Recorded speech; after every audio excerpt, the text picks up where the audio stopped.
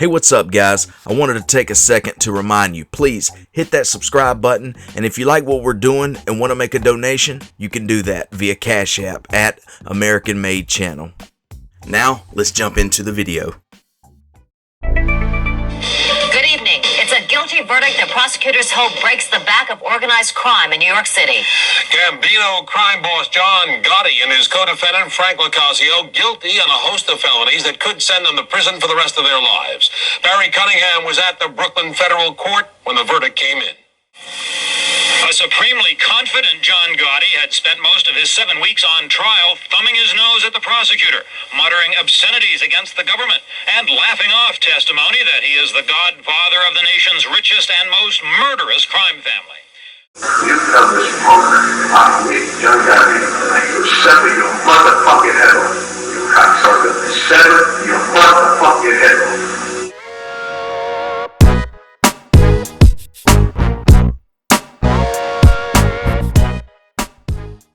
If you look back, yeah, my father went to prison. My father deserved to go to prison. My father was a criminal, as did I. I was a criminal. I deserved to go to prison.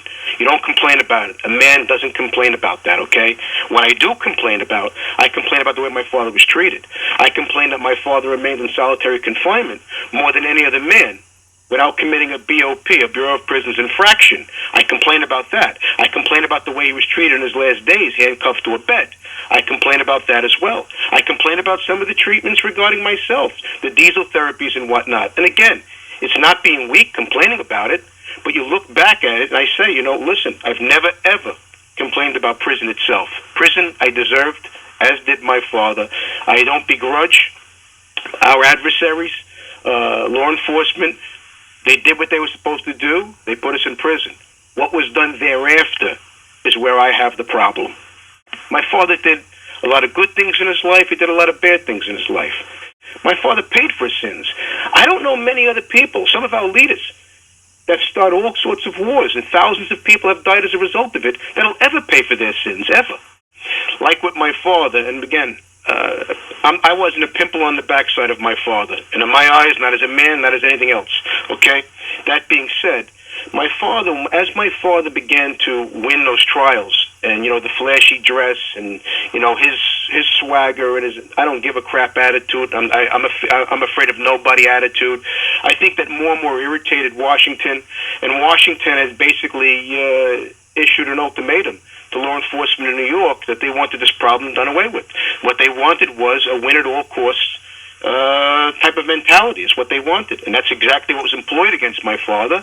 And I believe that once I was indicted on the Sliwa case, which again, I pled guilty in 1999 against my father's wishes, paid enormous amounts of fines, and I went to prison.